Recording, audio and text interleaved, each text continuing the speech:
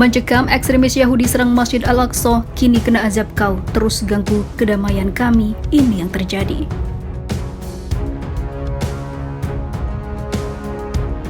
שמח לעלות להר הבית, המקום הכי חשוב לעם ישראל. צריך להגיד, השוטרים, הלוחמים עושים כאן עבודה נפלאה, ושוב מוכיחים מי בעלי הבית בירושלים. כל האיומים של החמאס לא יעזרו, אנחנו בעלי הבית על ירושלים ועל ארץ ישראל כולה. אבו חסן אמר בימים אחדים שלעם היהודי אין קשר להר הבית ושמזרח ירושלים היא חלק מהרשות הפלסטינית. לתשומת ליבו אנחנו מקדמים היום את ישיבת הממשלה למעגלות הר הבית.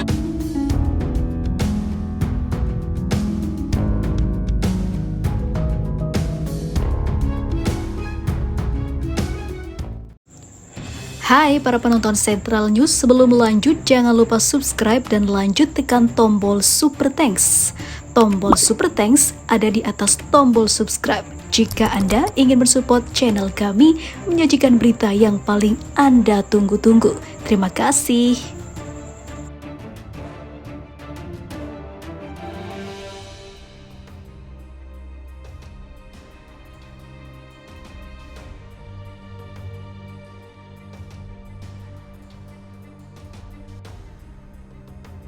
Kekejaman rezim Zionis telah memakan banyak korban, bahkan kehidupan yang damai tak bisa didapatkan dalam beribadah. Para ekstremis Yahudi melakukan serangan, namun mereka langsung dapat bayaran kontan dengan banyaknya kerusuhan pecah antar saudara. Bencana kebakaran yang kembali terjadi hingga ditinggal banyak koalisinya dari barat yang kini lebih pro-Palestina, yaitulah beberapa balasan kontan yang kini belum berani dipublikasikan oleh media Zionis itu sendiri. Sebelumnya puluhan pemukim ilegal ekstremis Yahudi pada Rabu 31 Mei 2023 menyerbu kompleks Masjid Al-Aqsa di bawah perlindungan ketat dari polisi Israel. Dewan Wakaf Islam di kota Al-Quds menyampaikan di laporan Wafa, para pemukim ekstremis Yahudi yang terbagi dalam beberapa kelompok menyerbu Masjid Suci Islam dari gerbang Al-Maghriba dan melakukan tur provokatif di kompleksnya. Dewan Wakaf menambahkan bahwa pemukim ekstremis Yahudi melakukan ritual Talmud di bagian timur masjid. Hal ini terjadi pada saat pasukan Israel mengintensifkan tindakan terhadap warga Palestina yang datang dari Yerusalem untuk memasuki masjid, memeriksa ID mereka dan menahan mereka sementara waktu. Sebelumnya pasukan Israel pada Selasa 30 Mei malam menahan seorang anak Palestina dari kamp pengungsi Sufat di kota tepi barat yang diduduki setelah memukulinya dengan kejam. Komisi Urusan Tahanan mengatakan bahwa pasukan Israel secara brutal memukul Muhammad Hamad yang hanya berusia 15 tahun saat mereka menahannya. Komisi menambahkan bahwa tentara pembawa anak di bawah umur Yerusalem ke rumah sakit untuk mendapatkan pertolongan.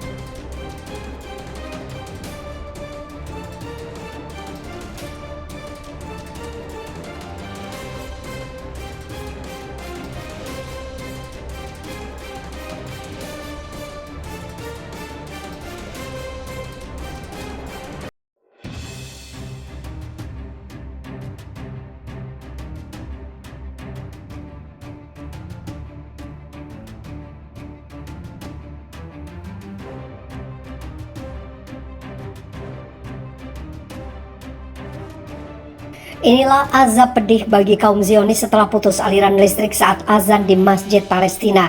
Lautan api mulai doyan pada rumah, gedung kantor pemerintahan, pepohonan, taman di sekitar rumah pemukiman. Kuatnya badai angin dan minimnya curah hujan membuat si jago merah Bagi Laksana yang memancarkan amukannya di negara Yahudi tersebut. Ketika Allah berkehendak menghanguskan Israel, maka tidak ada yang bisa menghentikannya. Imam Besar Masjidil Haram, Syekh Dr. Abdurrahman As-Sudais menuliskan, Allahu Akbar, Allahu Akbar, Allahu Akbar. Israel, lautan api. Tel Aviv meminta bantuan kepada Turki, Yunani, dan Italia. Kebakaran besar itu terjadi beberapa hari pasca pelarangan azan di Masjidil Aqsa dan penetapan denda $200 atas setiap azan yang dikumandangkan pada setiap masjid oleh negeri Zionis itu, serta pemutusan listrik saat azan di Palestina. polisi Israel memutus aliran listrik ke speaker di komplek Masjid Al-Aqsa di Yerusalem Timur yang diduduki pada Senin malam, mengganggu azan, kata penjaga di tempat suci. Menurut penjaga, kabel eksternal yang terhubung ke pengeras suara masjid di sebelah Mukrobi Quarter dan halaman tembok barat dipotong oleh petugas Israel, menghentikan azan untuk sholat terakhir hari itu. Dalam menyiarkan azan, sejumlah petugas naik ke atap Museum Islam di sebelah gerbang Mukrabi ke kota tua Yerusalem dan memotong kabel listrik. Lapor situs Al-Arabi Al-Jaded mengutip para penjaga dilansir dari New Arab. Listrik dilaporkan diputus oleh polisi karena pejabat senior Israel sedang menghadiri perayaan Hari Kemerdekaan Israel di dekatnya. Pemadaman listrik yang disengaja di Masjid Al-Aqsa yang merupakan situs paling suci ketiga dalam Islam terjadi setelah polisi Israel mengusir jemaah dan memotong kabel listrik di ruang sholat Bab Al-Rahmah di dalam komplek masjid pada awal pekan ini.